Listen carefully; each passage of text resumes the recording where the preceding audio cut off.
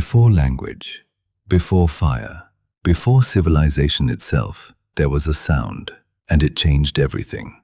Not a word, not a warning, not a cry for help, just a rhythm, a vibration, something that shouldn't have mattered to a species focused entirely on surviving.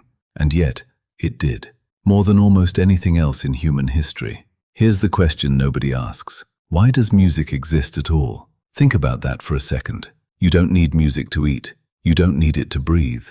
You don't need it to outrun a predator or build shelter from a storm. By every rule of cold, brutal evolution, music should have been eliminated.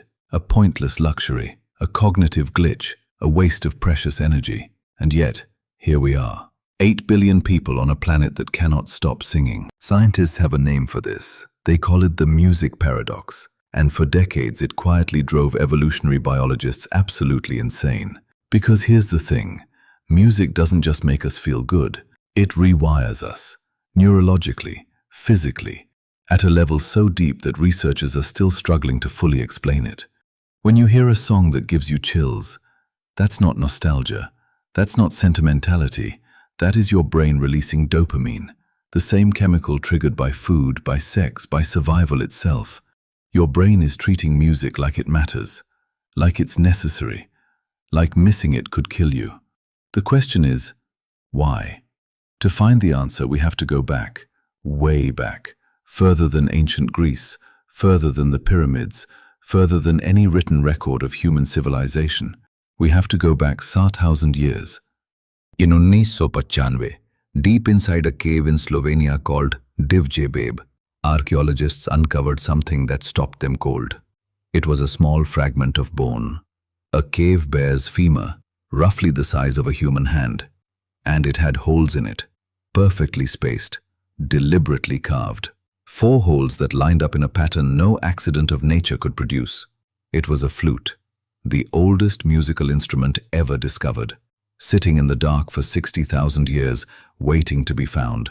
And the moment researchers held it up to the light, everything we thought we knew about early humans shifted. Because this wasn't the work of a desperate, primitive creature barely holding on to life. This was the work of someone who looked at a bone and imagined music. That's not survival instinct. That's something else entirely. But here's where it gets stranger. That flute in Slovenia was alone. In southwestern Germany, buried in the Swabian Jura caves, archaeologists found flutes carved from vulture bone and mammoth ivory, dating back over 40,000 years. Instruments so refined, so carefully constructed that modern musicians have played them. And they work. They produce notes. They carry melody. These weren't experiments. These were tools, mastered tools, which means that 40,000 years ago, humans weren't just discovering music. They were already good at it. Which raises a question that keeps researchers awake at night. How long before those instruments were the practice already thousands of years old? What were humans making music on before they thought to carve it into bone? The answer, most scientists now believe, is terrifyingly simple. Themselves. The first instrument was never carved. It was never built. It was never discovered in a cave or a riverbed or a glacial excavation site. The first instrument was the human body. A clap, a stomp, a voice rising in the dark against the sound of wind and predator and night. Paleoanthropologists believe rhythmic music, drumming, chanting, body percussion, predates any physical instrument by potentially hundreds of thousands of years, maybe more. Some researchers argue that Homo heidelbergensis, a human ancestor that walked the earth over 5 lakh years ago, may have already been producing deliberate rhythmic sound, 500,000 years of music, and we're only beginning to understand why. Charles Darwin, the man who gives us evolution, was genuinely baffled by music. He called it, and this is a direct quote, the most mysterious of all human faculties, because it served no obvious purpose. It didn't fit cleanly into natural selection. It was the anomaly he could never quite explain. But modern science has started to crack it open. The leading theory today is something called social bonding through entrainment. When multiple humans synchronize to the same rhythm, heartbeats slowing, breathing aligning, brain waves literally shifting into coordinated patterns, something extraordinary happens. Strangers become allies. Anxiety drops. Trust surges. The walls between individual humans begin to dissolve. Music, in other words, was social technology, the earliest version of community, the thing that turned isolated, frightened individuals into something more dangerous and more powerful than any predator on Earth. A group. A coordinated, loyal, emotionally bonded group. Think about what that meant 70,000 years ago. Small bands of early humans, no weapons behind a sharpened stone, no armor, no speed, no claws, no venom, no natural advantage over the lions and wolves and short-faced bears, but around a fire.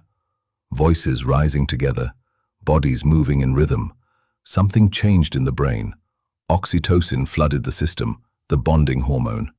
Pain thresholds increased, courage spiked, and something that felt almost spiritual passed through the group like a current. Music wasn't entertainment, music was armor. It built the psychological infrastructure for everything: language, cooperation, war strategy, cultural identity, civilization itself. Without that primal rhythm around a fire, none of what you're living in right now would exist. But here's the part that truly stops you cold. Every known human culture on Earth, every single one, has music. Isolated island tribes with zero contact with the outside world. Ancient civilizations that rose and fell before history could record them. Indigenous communities in the Amazon rainforest. Arctic communities surviving in conditions most of us can't imagine. All of them sing, all of them drum, all of them dance. There is no known human culture that does not have music, not one. In the entire archaeological and anthropological record. That's not coincidence. That's not cultural diffusion. That's something embedded so deeply in what we are that it survived every migration, every ice age, every collapse, every reinvention of human society across 100,000 years of history. Music isn't something humans discovered. Music is something humans are. And maybe that's the most unsettling, beautiful truth in all of this. You didn't learn to love music. You didn't develop a taste for it. It was already inside you before you were born. Coded into the architecture of a brain, shaped by hundreds of thousands of years of evolution. Somewhere in the dark, around a fire, in the middle of an ice age, that rhythm and melody and sound were worth keeping, worth protecting, worth passing down. So the next time a song reaches into your chest and squeezes something you can't name, that's not just emotion. That's 60,000 years of human survival talking to you. That's every ancestor who ever sat around a fire and made sound to feel less alone, reaching forward through time and finding you exactly where you are. And somehow, it still works.